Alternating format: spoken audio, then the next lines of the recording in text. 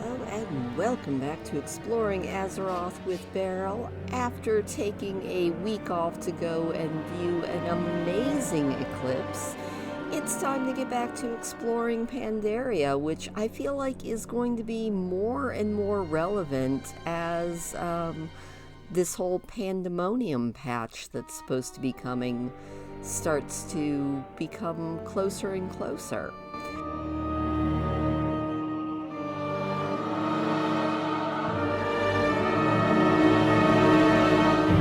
So, to get to the Isle of Thunder, which is what we're exploring today, you first need to do some questing with the Shadowpan and meet up with the Kirin Tor, who are planning an assault on the Isle of Thunder. And according to Wikipedia, the Isle of Thunder is a gargantuan zone for player characters at max level, or at least back in max level of Pandaria.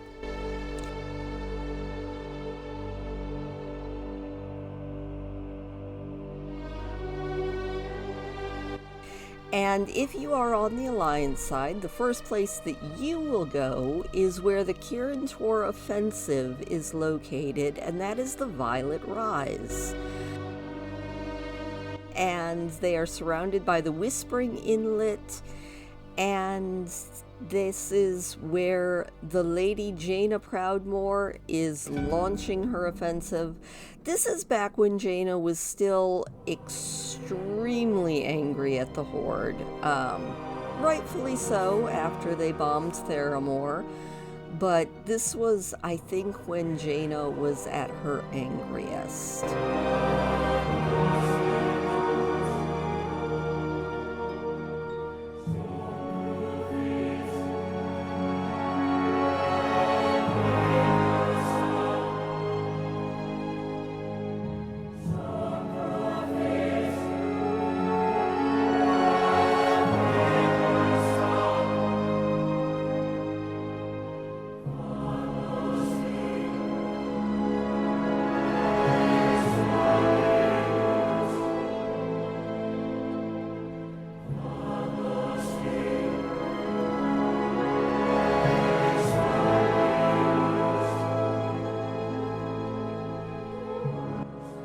Anyway, the Kirin Tor is out here in the Whispering Inlet. They've got their boats set up.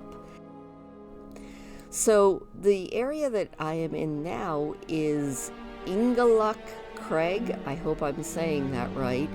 It is the home of the Scumblade Sorok. Gotta love that name. It's situated between Shalimara and the Violet Rise to the northwest, Zatal to the west, and Diremore to the north. It's got a great view of the south portion of the isle, and it also has a little cave that we are exploring now, which houses a primal ritual stone. And evidently when you gather enough of the ritual stones, you can summon, it sounds like, one of the big bosses. I do know that there are a lot of rares that you can find on the isle, and one area I did remember is the Shadewood thicket, which is partway between Shalimara and the Violet Rise, and it's sort of got this cool little hidden area in it, and it also has the image of an archmage who I recently found out you can actually get as a garrison follower.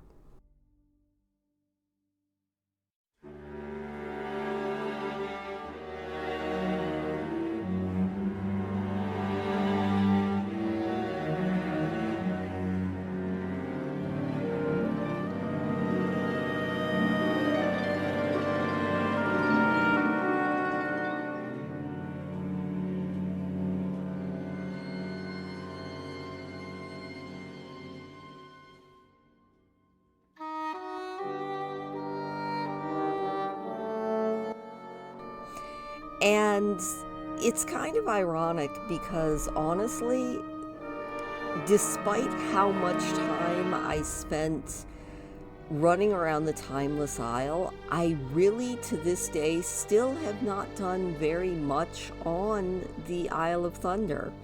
So I'm leaning really heavily on Wowipedia for this. Although after I finished running around and filming this footage, I decided that maybe I should do the Throne of Thunder, which is a raid that I think I've only done one other time on a completely different character. And Beryl ran through the Throne of Thunder, and she actually got the Clutch of Jikun mount. So, yay me, I was actually extremely happy about that. Maybe I should start farming the raid a little more often, because I came back a little while later with a different character, ran the raid again, and I got a pet. So, that's always exciting.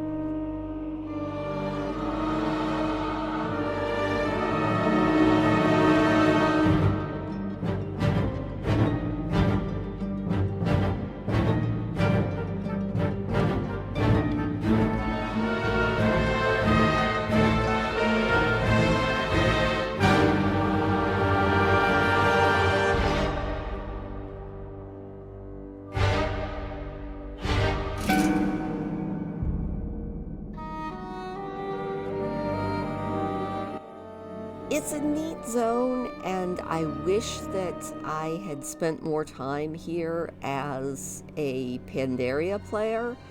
Unfortunately, I took a break about halfway through Pandaria and didn't come back to it till much, much later.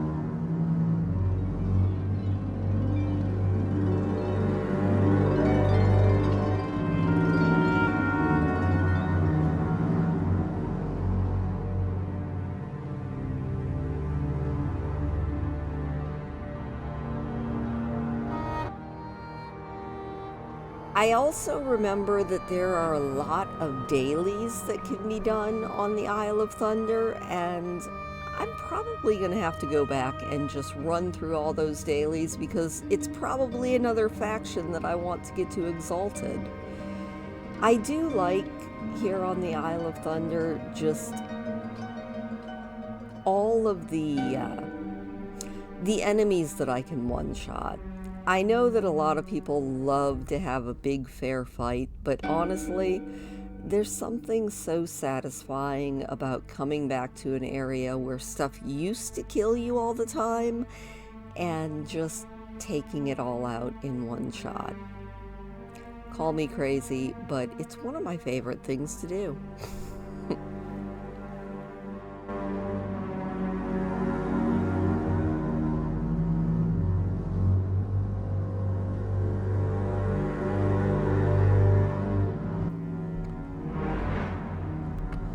The Horde area of the Isle of Thunder is the Dawnseeker Promontory.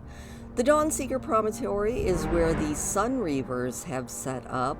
They are the foil to the Kirin Tor. They are struggling with them to take control of the island.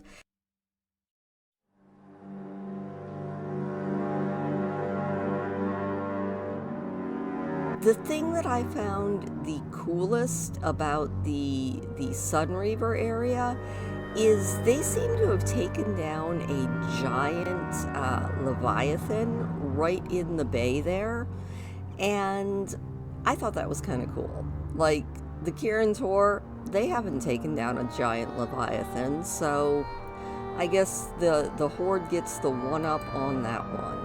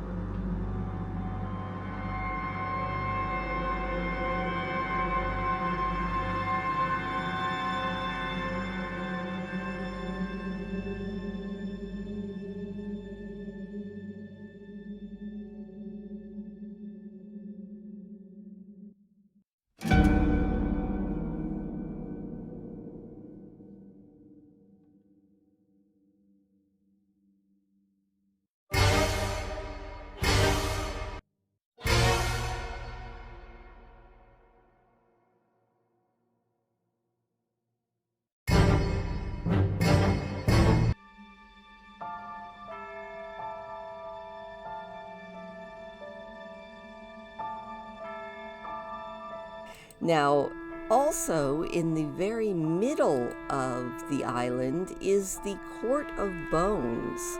The Court of Bones I personally found really, really cool. And then as I was doing a little bit of poking around on Wowhead and Wowipedia, I found out that there are actually some caves underneath the island that I'm going to have to go back and look for. Evidently, there is a cave mouth underneath the Hall of the Grand Empyrean. There's another cave mouth underneath the Northern Crypt, and both of the caves are actually accessed via the ocean, so that just means that I'm going to have to go back and do some swimming, because I didn't know about that when I was filming this. So I thought that was kind of a neat thing, and if there's anything really cool there, I will be sure to let you know.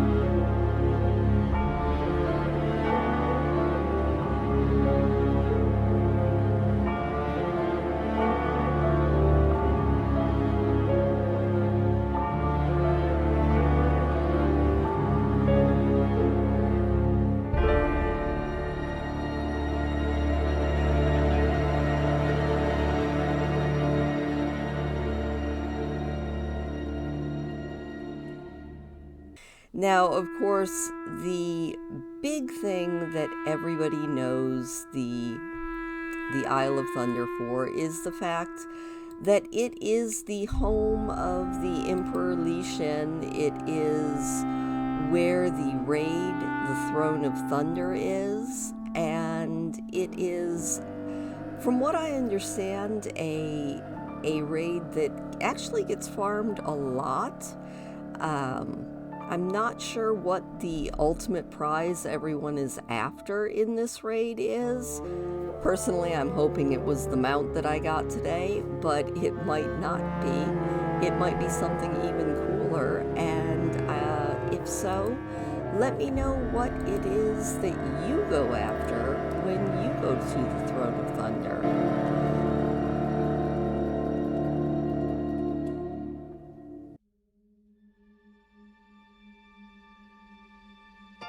So that's about it for this week. Next week, we're going to be exploring the Kunlai Summit, which is a ginormous area. It's, I think, possibly the biggest zone in Pandaria, and it's one that has a bunch of different stuff in it. It will probably be a 2-week-long exploration, mostly just because it is such a big zone and there's so many cool little things up there.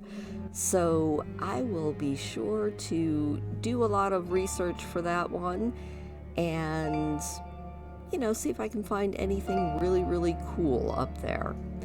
So thank you for watching. Please do leave me a thumbs up on your way out, and I will see you next time.